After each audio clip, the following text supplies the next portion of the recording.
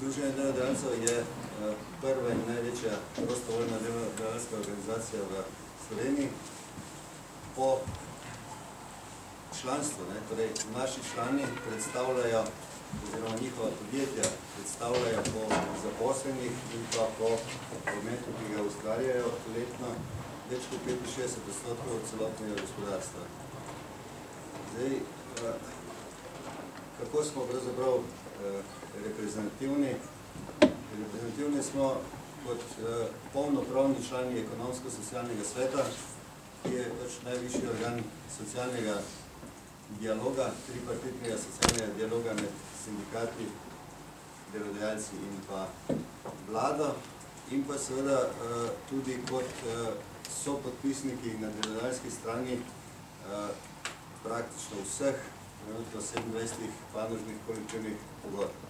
S tem, bi rekel, zagotavljamo reprezentativnost v slovenskem prostoru. Največji problem je tega zaposlovanja in odpuščanja v strahu. Strahu, da, bi rekel, več kot 80% podjetij nima zaposlenega pravnika, eksperta, kako odpustiti. In 70% vseh procesov pade na pravilnosti postopkov. Kaj to pomeni? Ali to pomeni, da je zakon tako slab? Ali pomeni, da vsi skupaj smo preneumni, da bi to razumeli, kljub temu, da je verjetno napisan tudi zato, da bi podjetja lahko po zakonu odpuščala? Ali je to še kaj tretjega? In seveda za malo podjetje, ki po 2 letih dobi nazaj delavca, ki je dobil delovni spor, mu dolguje 24 plač z obrestmi, pa potem mogoče še za kakšne druge, da naštevam razlogov, je res vprašanje, ali zapreti podjetje in ustanoviti na novo in začeti z nič, ali sploh lahko dobi kredit, da poplača to obveznost, in potem iz tega izhodišča se vprašati, ali res ni boljše zaposliti za določen čas, ali res ni boljše poiskati vse druge možnosti, kljub temu, da te prinašajo seveda pa druge slabosti. Prav gotovo je cilj vsakega podjetja imeti delavce, ki znajo, hočejo in zmorejo. In vsako leto te ljudje več znajo, več zmorejo in seveda boljše poznajo delo, ki ga opravljajo, več lahko dajo podjetju in so največja vrednost podjetja. Najprej treba reči, da je reforma trga dela po našem prepričanju zgolj en segment reševanja, preiskanja poti iz krize. Nikako se zgolj na področju delovnih razmerij, socialne varnosti, nadomestitev čas brezposelnosti ne sme iskati poti ali pa ne sme iskati glavnega vzroka za to, da smo v krizi, da smo nefleksibilni, da imamo preveliko raven socialne varnosti in da nas bo sprememba tega pripeljala ven. Dokaz za to so skandinavske države. Norveška, Danska, Švedska. Izredno visoka stopnja socialne varnosti in če pogledamo danes na Norvežane, najbolj konkurenčna država v Evropski uniji. Pa bomo rekel v Evropi, komislično. To je en dokaz. Spravi dokaz, da višina socialne varnosti ne vpliva na konkurenčnost, so po našem mnenju te države. Drugi dokaz.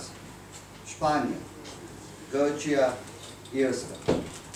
To so države, ki so pač tudi po diktatu Svete trojke dejansko morali sprejeti razne reforme trga dela, razne reforme socialne varnosti, odpuščali so delavce v javnem sektorju, zniževali pokojnine in podobno.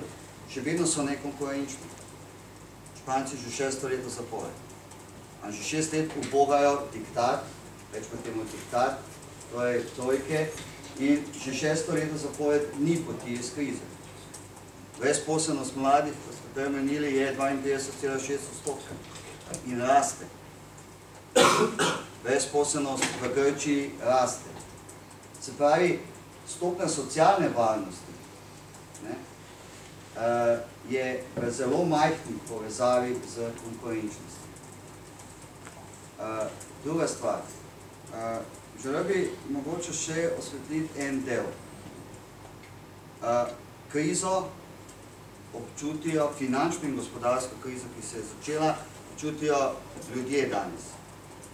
In danes mi se vse premalo govori o tisti krizi, ki je najhujša, in to je socialna kriza. Namreč, gre za eno spiralo, gre za eno čist taš lep krog, ki ga poskuša najbolj enostavno opisati na način. Nižali so plače, odpuščali so delavce, s tem se je manjšala kupna moč prebivalstva. Manjša kupna moč pomeni manjše povpraševanje. Manjše povpraševanje pomeni manjšo proizvodnjo. Manjša proizvodnja pomeni manj delovnih mest. In manj delovnih mest pomeni večjo socialno nevarnost in socialno krizo. In smo spet na začetku. Zdaj, jaz se bi osredotočil, malo časa imamo, samo na par primerov, da ste videli, ki v bistvu je kakšen filak v sami zakonodaji, pa se v bistvu lotimo nekako dveh primerov vročanja izredne odpovedi. Še mogoče toliko prej, izredna odpoved delavcu v bistvu je v 4 korakih, ki se izpelje. Prvo je obdolžitev, pisna, obrazložena. Ta drugo je v bistvu vabilo na zagovor, ki je enako obvezen. Tretjo je obvestilo sindikatu, če on tako želi. In četrto je v bistvu sama izredna odpoved. In to vse, kar sem naštel, se mora zgoditi v 30 dneh. Če temu ni tako, je v bistvu na sodišču potem to pade in v bistvu moramo delavce vzeti nazaj in mu plačati vse stroške in v bistvu vse plače, ki mu pripadajo nazaj. Tako da dejansko zdaj gremo v bistvu prvim dvem primerom vročenja. V bistvu sodišče je v konkretnem primeru, ko je bilo vroča se po ZPP-ju, Zakon o upravnem postopku, sodišče je v konkretnem primeru, ko je bilo delavki vročeno po 141. členu Zakona o upravnem postopku in je v bistvu dobila dejansko možnost za prevzeti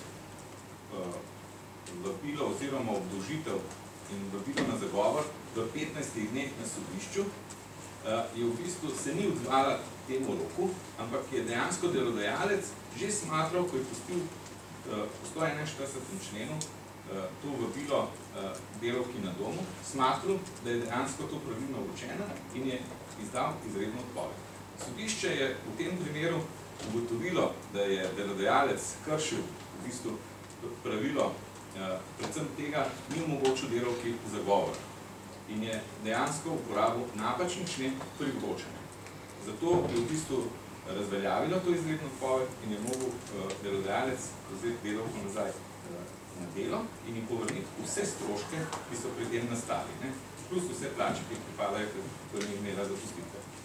Ko sem začel razmišljati, kaj pravzaprav povedati o plačilni nedisciplini in izkušnjah obrtnikov, sem se tudi jaz se znajdel pred izzivi, tako kot je naslov te konference izzivi podjetništva v času recesije.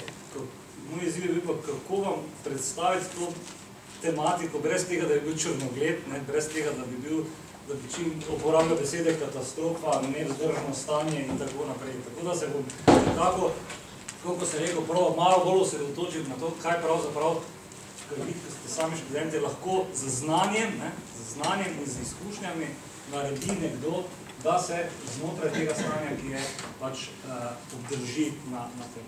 Zdaj, stanje, v katerem smo, verjetno ne rabim preveč razlagati. In tako, kot ste že vsi ostali moji predhodniki, ko so razlagali, v kakšnem stanju smo se znašli v Sloveniji, bi jaz tudi povedal, da plačilna nedisciplina seveda ni nekaj, kar bi bil plod samo ene okoliščine. Pa da zdaj mi recimo rekli, kriza je kriva za to.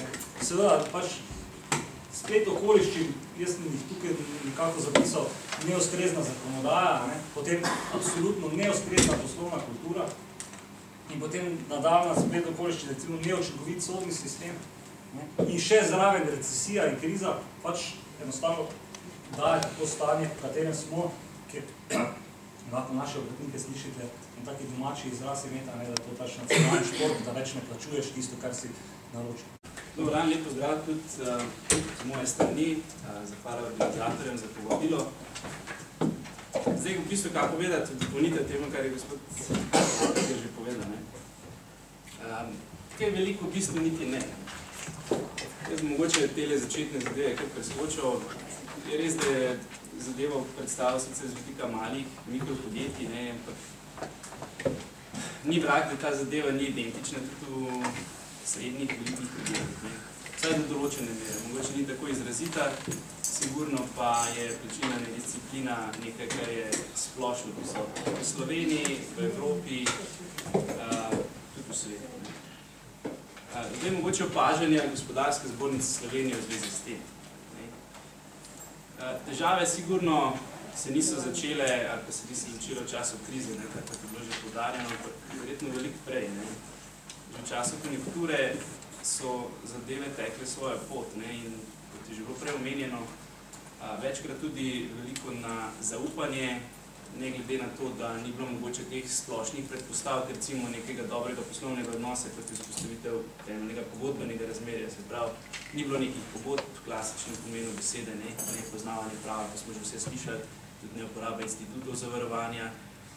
Seveda je tudi tu razmerje zelo pomembno bilo že v preteklosti in se tudi odraža v sedanji situaciji, se pravi pogojevanje, tu pa lahko rečemo seveda velikih podjetij ali pa močnih podjetij, da sklenejo pogodbe seveda ti mali, mikro ali pa tudi srednji, konec koncev neki podizvajalci, pokrovitelji v korist samih sebe. In še posebej to se nekako odraža, če vzamemo okvir, da veliko število malih podjetnikov je vezanih izključno na enega pogodbenega partnerja. Ne razprši recimo svojih poslovnih odnosov, ampak izključno vezano na enega, v tej situaciji se seveda zadeve še veliko bolj potem izkristalizirajo v nadaljevanje. Seveda ena dodatna, ki vam mogoče ni tukaj nujno povezana z samo plačilno nedisciplino, pa tudi seveda, kar opozarjamo v zadnjem času, premajhna zaščita intelektualne lastnine, če ste inovativno podjetje, je treba seveda v tej smeri tudi različati, mislim, da boste potem v nadaljevanju tudi te tematike obravnava.